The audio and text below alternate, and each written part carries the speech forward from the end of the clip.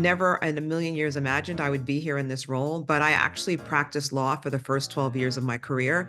I was an employment lawyer and I was very interested around helping people, navigate through tough employment situations. That ultimately led me to discovering that I did not like litigation. I did not like the fight of litigation, but instead, I actually liked helping companies and employees navigate the employee life cycle. So everything around talent recruitment, talent development, talent support, mentorship, sponsorship, et cetera.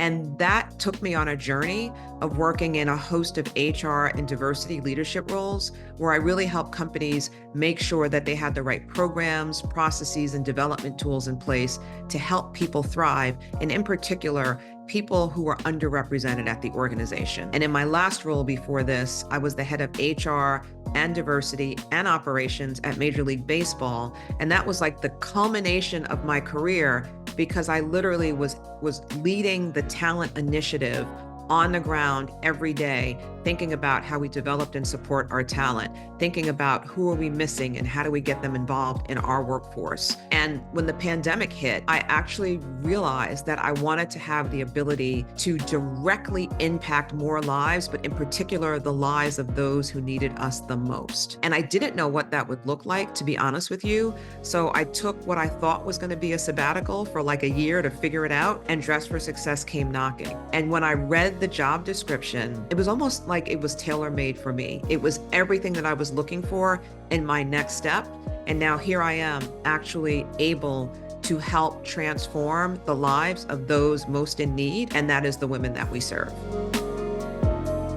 When I left the practice of employment law and moved kind of more into the business in the corporate leadership side, I really learned about the process of strategic planning. And that's not something I ever was taught as a lawyer. So the importance of having a strategic plan, the importance of thinking through your objectives, your tactics, your goals, and all of that, I brought that here. And like I said, that was one of the first things I tackled was we need a plan. Like, what's our plan? What's going on? What's the current state of play? And what's the plan? I think also leading with agility and being incredibly agile was something that I've learned all throughout my career. And I had a couple of leaders whose hallmark kind of characteristic was agility.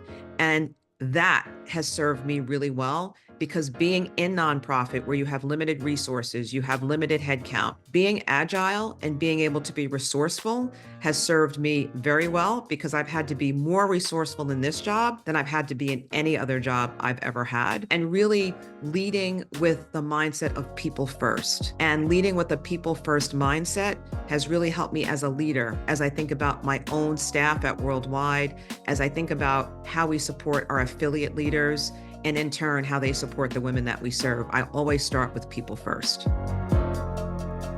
I would say to just do some homework and research on the nonprofit space. I mean, there are nonprofit certifications, there are nonprofit, development programs you can take and things of that nature. I would recommend that. I actually wish I had had the time to do that. I'm kind of learning on the fly here, but I think that would be really resourceful. And I also think just going in with an appreciation that if you're coming from corporate, you're not going to have access to the types of resources that you had in corporate, and things might take a little bit longer to get done, and you've got to be patient, you've got to be agile, and you've got to be resourceful. So those are the tips that I would leave with folks looking to make that transition.